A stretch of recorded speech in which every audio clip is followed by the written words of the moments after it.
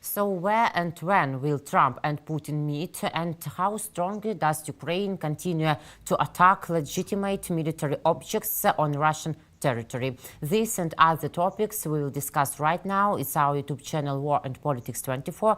My name is Iryna Uzlova, and today with us Michael Sheitelman, political strategist. Michael, glad to see you very much. Hello, thank you for joining us.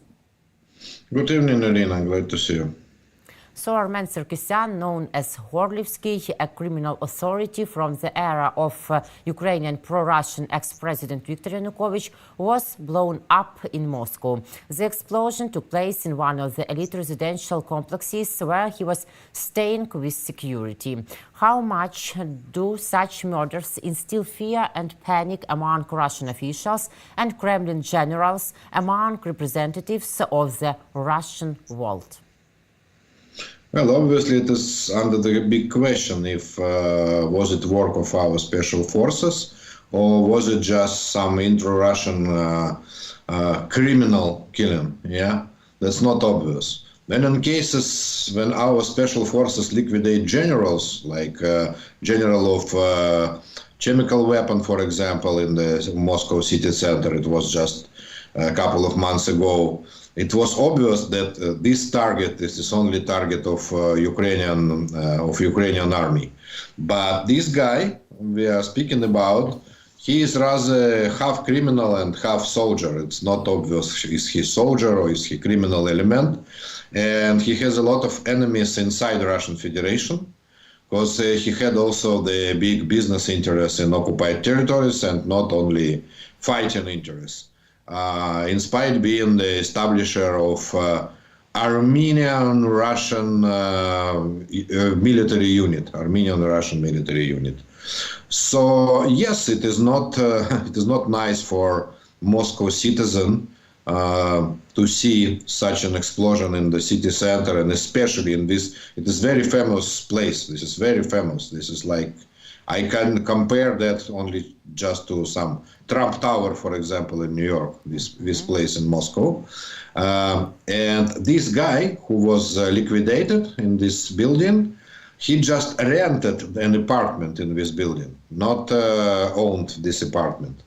And it's interesting if the next generation of owners of these apartments, they will sub-rent their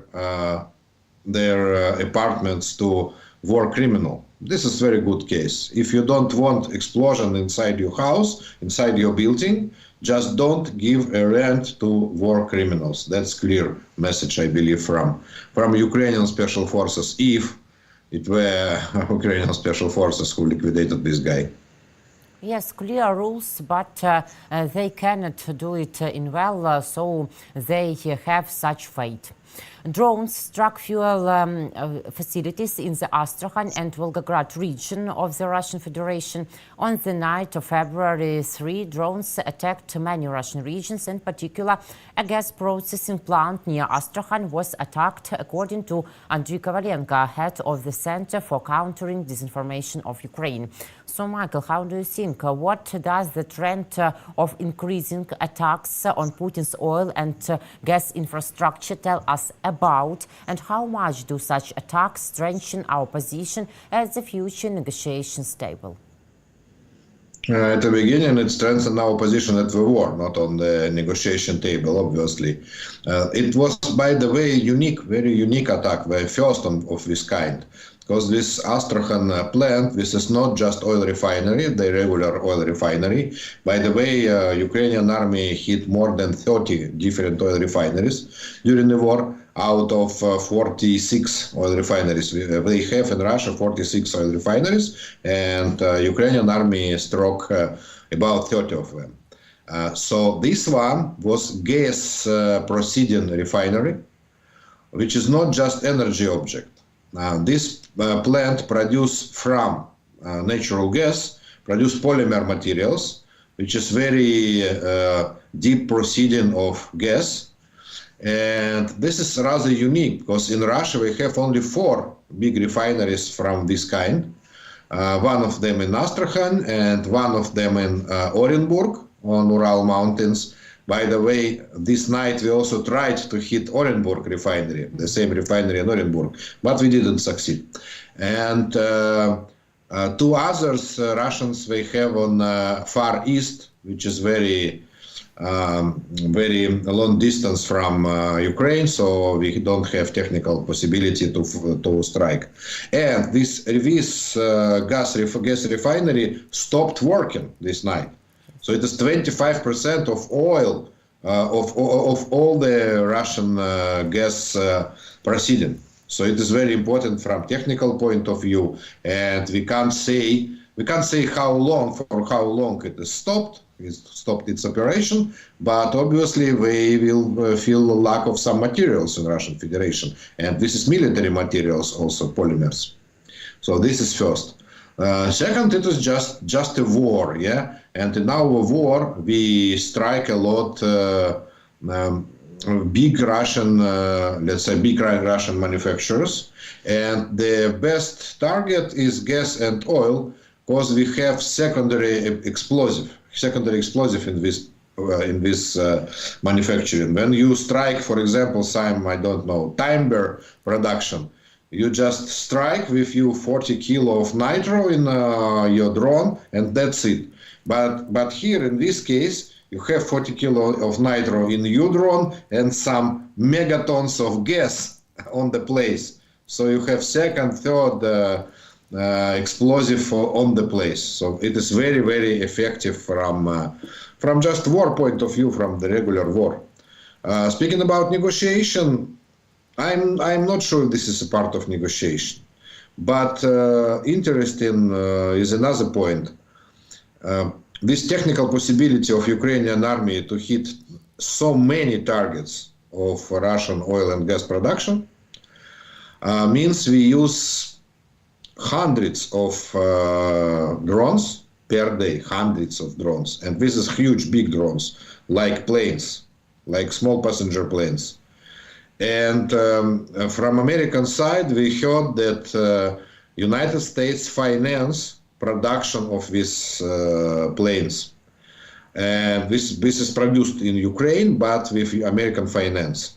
So obviously all of these targets we have today, they are, let's say, they were negotiable with Trump administration, I believe. So this is part of Trump program of hitting, pressing Russia and pushing Russia to negotiation. This is first. And second is the more sanctions. Yeah, this looks like one more sanctions on Russian gas and oil, and reducing production of Russian gas and oil, and reducing Russian gas and oil on world market, which is also part of President Trump program. So the good news that United States support us in these actions. And I think, why doesn't Putin protect his gas and oil facilities, or is Putin simply unable to do it? It seems to me that Russia is large in territory, but weak in essence. Yeah, absolutely impossible. We have, as I mentioned, we have about 45, 46 oil refineries plus gas refineries. Plus, we hit not only refineries, but we hit also storage of gas and oil, and together it is hundreds of points on all the Russian territory, which is absolutely huge. And they don't know what point we will hit today. We have some counter drone weapon, but this is not missiles. This is not missiles on each refinery. You can't put missiles on each refinery. You can only use some I don't know, rifles, anti-drone rifles. Yeah, and in each case, our army uses not one drone which hits the refinery. For example, average attack, as I know, see in the press and the reports, average attack on refinery is 30 drones simultaneously. So, and for us, enough only one can get to the target. And this night, by the way, 3 of them got to the target in Astrakhan. Yes. Donald Trump, USA president, says that his administration has meetings and talks set with Ukraine, Russia, and various parties. So, how important is that Trump and his administration negotiate with Ukraine first and then with Russia? Does the order matter in this case? What are the parties involved in the negotiations? Is Trump talking about maybe? Is Trump talking about Europe and China, for example? You know, the most philosophical but also practical question, it is what is the role of United States on this negotiation? What is the role? We were used during 3 years that United States is our ally. And the question is, in this negotiation, United States is our ally or United States is just a middleman in negotiation? We don't need middlemen. We had a lot of middlemen. We had African Union as middleman, we had China, we had Indonesia, we had Hungary, Slovakia, Brazil, who knows. So why we need United States as middleman? Not obvious. And middlemen usually bring some conditions to both parties. Take the condition from one party and bring them to another party and ask, are you ready to follow this condition or not? But this is not the case. We don't want some conditions from Americans. Russians, they push us. So we don't want Americans to push us. Russians put pressure on us with military way 3 years. We don't want some other force like Americans to also to press us in this negotiation. So that is the biggest question.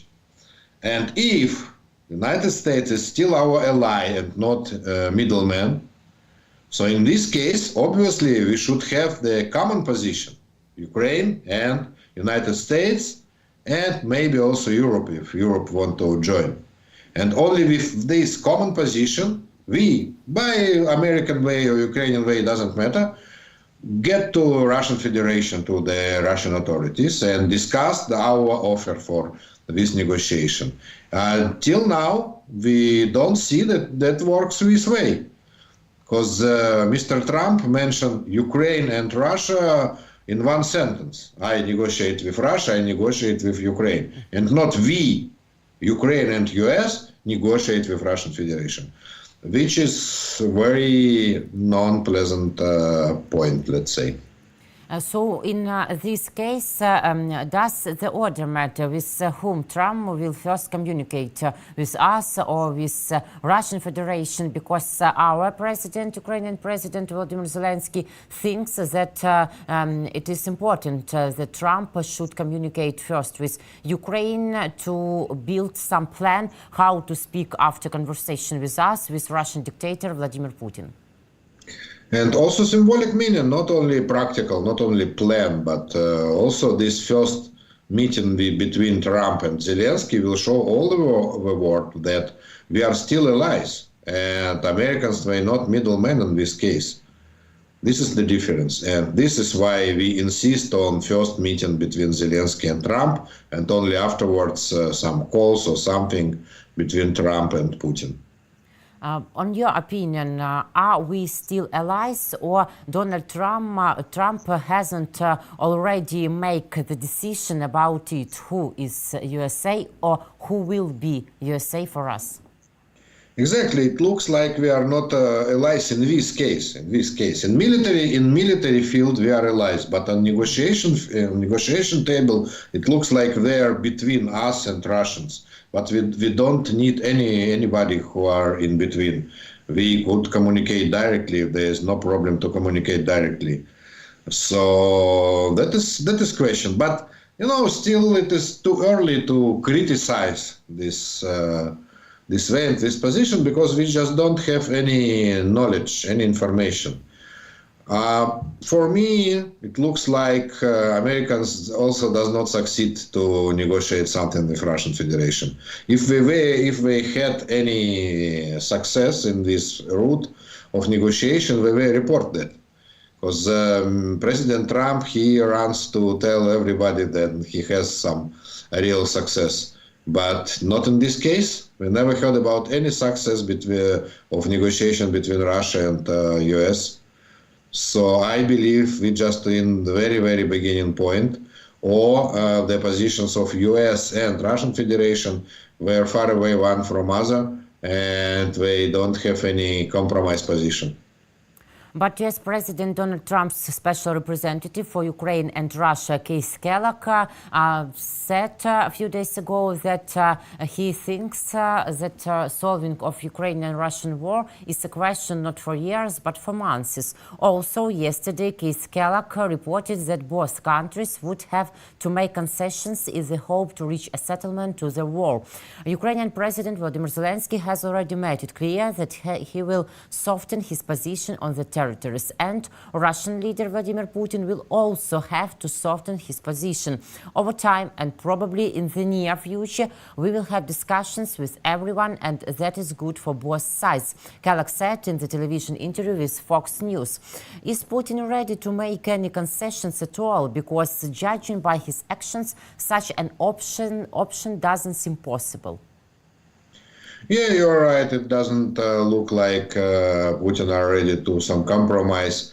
If we taken as a starting point Putin's position, and Putin's position was proclaimed last summer when he wants 6 of Ukrainian region to annex 6 of Ukrainian regions, and only 2 of them Putin's army now control, Crimea and Sevastopol, and another 4 regions Russian army does not control, and they want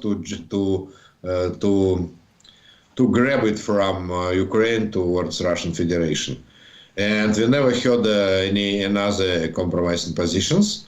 So it looks like Keith Kellogg makes maximum what he can, but he does not can a lot. But is he right that our war and scenarios of its solving solution about Russian-Ukrainian war, it's really a question not for years, but I think belong to your answer that we are only at the beginning point of this process. I can't predict anything about this, because we really we don't know what is in Putin's head. We just don't know. It is very difficult to evaluate the state of Russian economy first, but more complicated is to understand if Putin cares about the state of Russian economy. We can't evaluate state of Russian army also, but again, we can't know what if Mr. Putin cares about Russian army at all. If he goes all in, so he just doesn't care about Russian future, any future of Russian Federation. It looks like that. It looks like that. Maybe this is just a game, or maybe this is the real his real thoughts. Yeah, and I can't guess, and I wouldn't gamble on any thoughts of Mr. Putin, because he changes his mind every day in his public speeches. I mean, just every day. You know, last week we had a new interview by Mr. Putin, and to his friend journalist. And this interview was organized, very interesting, because it was organized inside the car. And one of sentences from one of claims from Mr. Putin was that in 2022, then just full-scale war started, the only conditions from Putin's side was for Ukrainian forces to withdraw from Lugansk and Donetsk regions. That's it. But if it is true, so why he started war against Kyiv and Odessa and Nikolaev and Kherson and absolutely in other regions, and why he wanted to destroy Ukrainian and wanted to change the power in Ukraine, and he brought his his old friend Mr. Yanukovych to be Ukrainian president. It is absolutely not true, because they absolutely another thing really happened 3 years ago. And now he claims that he just wanted 2 regions. So why now he wants 6 regions? Why now he wants 6 regions if 3 years ago he wanted just 2, as he claims now? It doesn't look like, somebody who is going step by step to the same direction. But why has Kit Kellogg not visited Ukraine to this moment? Maybe we see that the negotiation process itself is being delayed, or it's only and just a matter of that preparatory steps to the future negotiations. Why? Today we heard from President Zelensky that this visit is prepared, visit of Kit Kellogg to Ukraine. But I believe he postponed this visit because he doesn't have any success with his contacts with Russians. I can't say if the call between Trump and Putin took place. We don't know. But obviously the team of Kit Kellogg had some conversation with team of Mr. Putin team.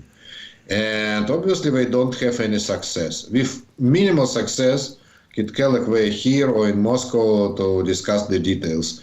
But now to come and to say, I don't know what Mr. Putin wants, that is not so, not so promising visit.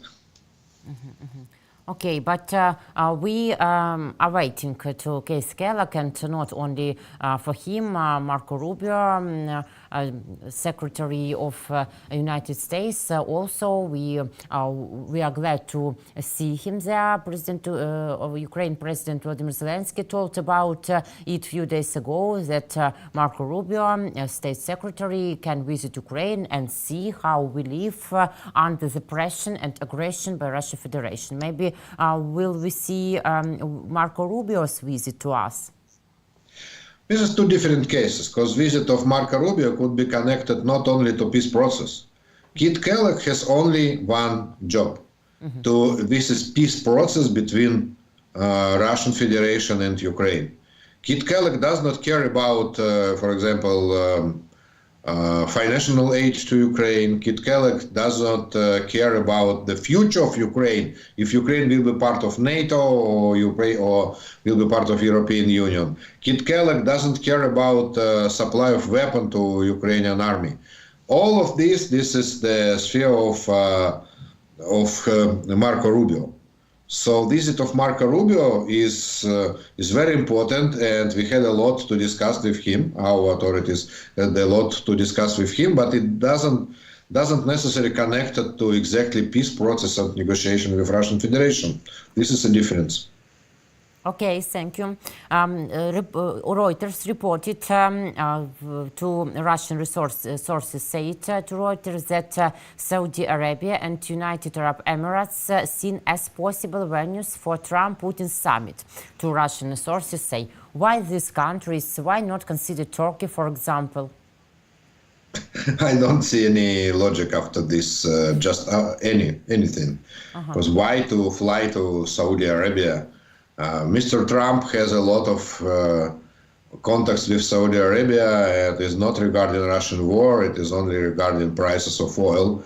And this is not connected to Putin. And believe me, in this world, there are a lot of places where American president and Russian president could meet one another. Last meeting between Russian and American president was 4 years ago, and it was between Biden and Putin, and it was in Geneva in Switzerland. And I believe then during the Cold War, the meetings between Gorbachev and Reagan, we were in Malta, we were in Reykjavik. So believe me, the globe is big enough for the meeting of these presidents. And additionally, it doesn't matter where we will meet. What matters if it will be with the conditions of Ukraine or not. That is important.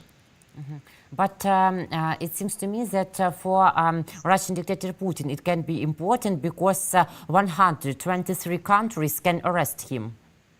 Yeah, you're right. Yeah, in this case, you're absolutely right. Yeah. Okay, and this number of these countries are really pretty for sounding. Okay, Putin is afraid not only about arrest, but afraid of negotiations, direct negotiations between Ukraine and Russia. He cannot admit defeat. Ukrainian President Volodymyr Zelensky told about it in an interview for an Associated Press. Why is Putin so afraid really of direct negotiations with Ukraine, and what does his latest statement in that car with his Russian propagandist Zarubin about Zelensky illegitimacy indicate for us? What is Putin counting on? Yeah, it looks like, it is very strange to say, also for me it is very strange to say, but it looks like he has some fear for President Zelensky. Putin has some fear about President Zelensky, just physically on some physical level, I don't know, on psychological level, because he never met opponent like Mr. Zelensky. In his political life, he met, opponents or how to say that, or too soft opponents who follow the rules, very old-fashioned diplomatic rules. And Mr. Zelensky not one of this kind. And also, with years, and Mr. Putin is president of Russian Federation during the last 25 years, he got to be not so flexible guy, I mean about President Putin, not so quickly thinking guy. He is rather a stubborn old man, and he speaks like stubborn old man, and he looks like stubborn old man. So it is difficult to negotiate with very rather young and quick thinker Mr. Zelensky.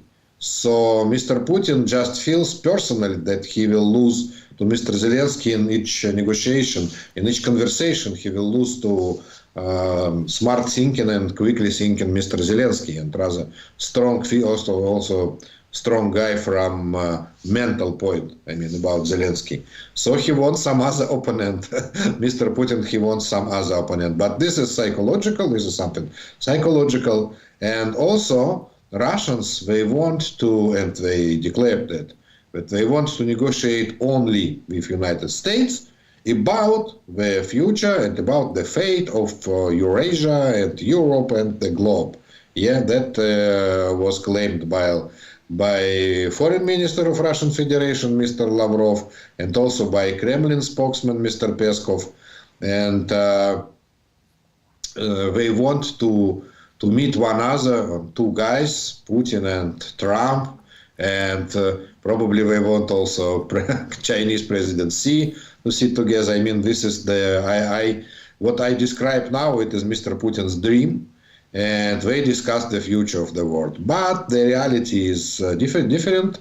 Russia is a very small country. This is a big country in geographical position, but this is a very small country from economic point of view. So this is only country number 20 or 50 in the world, something like that, and only 2% of GDP, of world GDP. So the place of this country, of Russian Federation, is not on the table of big guys. Obviously, he is just some regional Tsar and not more. And it is difficult to him to recognize that. And this is why he wants personal negotiation with Trump. Stubborn and stupid dictator, and he's really awful. US President Donald Trump believes that the decision to impose tariffs on goods from Canada, Mexico and China is justified, even if it may be painful for the US economy. Can it be argued that Trump really started a trade war, and how high are the risks now for the USA, for the Ukraine and the whole world of further inflaming economic confrontation?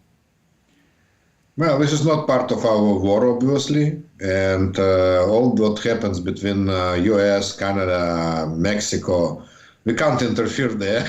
It's just not in our competence and not in our world, absolutely. We just could be some neutral side in this, and the only care is about the next step of Mr. Trump, because he said that the next the next target of his economic war is European Union. In this case, we had a side we should stay about. It is European side, obviously. And Mr. Macron, for example, President of France, said today two very important things about this potential economic war between the US and the EU. First, we should be ready to fight back, European guys, yeah. And second, we want to double our army. That is Mr. Macron said. And obviously, when he said about doubling army, it is not to be in the situation like Denmark now is. Then Denmark couldn't fight back to United States if United States occupy Greenland. So it is very dangerous situation for Ukraine, but it is dangerous for Ukraine as for part of European Union, not for Ukraine itself. Clear, understand. Michael, thank you very much for our today's conversation and for your clever opinion, for your time. Sure. See you next week. Take care. Thank you so much. Thank you, Iryna. Bye. Bye. Michael Sheitelman, political strategist. Iryna Uzlova, my name. Guys, thank you for viewing and for joining. See you next week. Take care.